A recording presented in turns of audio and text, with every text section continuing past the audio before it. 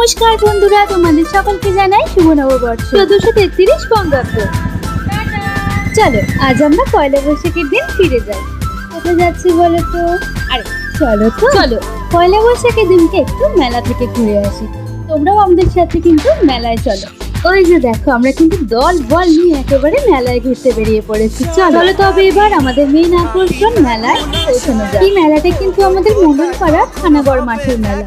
আমি সেই অনেক বছর আগে একদম যখন ছোট্ট ছিলাম তখন গিয়েছিলাম মেলাতে। এই না হলে মেলা চারিদিকে একেবারে আলোয় ঝলমল করছে, লোকে লোকারণ্য, খাবারের দোকান, খাবারের গন্ধে একেবারে চারিদিকটা ম করছে। কি বলবে বলো তো, নববর্ষের মেলা মনে হচ্ছে একেবারে দুর্গাপুজোর উৎসব। চারিদিকে যে কত রকমের ভ্যারাইটি স্টল বসেছিল, কোনটা ছেড়ে যে কোনটা দেখবো ভেবে পাচ্ছিলাম না। যে বিশাল মেলা কি করে বলবো তোমাদের। আর এইদিকে দেখো, এই যে খাজা, গজা, বাদাম ভাজা, এগুলো ছাড়া মেলা কি আর চলে? যা গরম পড়েছে, চলো তোমাদেরকে একটা মজার জিনিস দেখাই। যদিও তোমরা সকলেই কিন্তু এটার সাথে বেশ পরিচিত। আমি বলছিলাম তোমরা চাইলে এরকম ছোট্ট আছে প্রোডাক্ট ক্যারি করতে পারো এই গরমে, ভীষণ এফেক্টিভ। ব্যাস যেখানে এরকম ছোট ছোট টেডি দেখবো সেখানে কিন্তু আমার নজর চলে যাবে।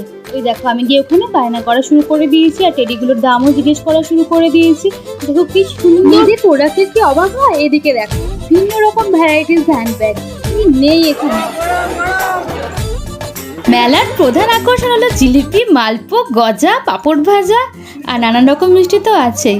এছাড়া আর কারা কারা আছে গো যারা আমার মতন মাটির ভাঁড়ে ঘোল বা শরবত খেতে খুব ভালোবাসে? সব থেকে বেশি আকর্ষণীয় এই স্টলটি ছিল পার্সোনালি আমার কাছে।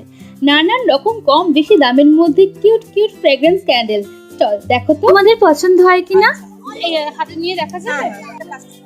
এগুলো ক্যান্ডেল তো, ফ্রেগ্রেন্স ক্যান্ডেল তো।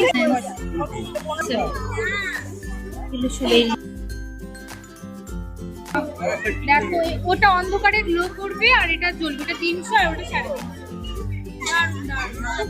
ভালো লাগছে, খুব সুন্দর, মানে ইউনিক। এগুলো কিন্তু আমি অনলাইনে দেখি অথবা কোনো শপিং মলে। এই প্রথম দেখলাম যে মেলায় এগুলোর স্টল দিয়েছে আর খুব ভীষণই রিজনেবলে ভ্যারাইটিস কালেকশন। এদিকে মাটির পুতুলগুলো দেখো, জোড়া মেল ফিমেল, এগুলো কিন্তু 80 টাকা করে। মাটির পুতুল, শোলার কাজ, বাঁশের বাঁশি, বেতে তৈরি ঝুড়ি এবং নকশি কাঁথার কাজ, এগুলোই কিন্তু গ্রামীণ শিল্পের প্রদর্শনী। কি তাই তো? আমাদের এলাকায় সব থেকে বড় বৈশাখী মেলা কোনটি? কমেন্ট বক্স জানতে কিন্তু একদম ভুলবে না। শহরের চকচকে মলে নয়, বাঙালির আসল আনন্দ কিন্তু লুকিয়ে থাকে শহরতলি এবং গ্রামের মেলাগুলোতে। কি তাই তো? কি হলো মেলা?